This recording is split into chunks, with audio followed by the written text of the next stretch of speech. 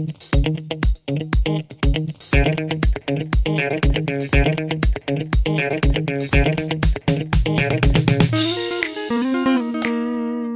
guys, another day here in the cold wildness. Well, it's not cold and it's not that wild, but welcome back anyways.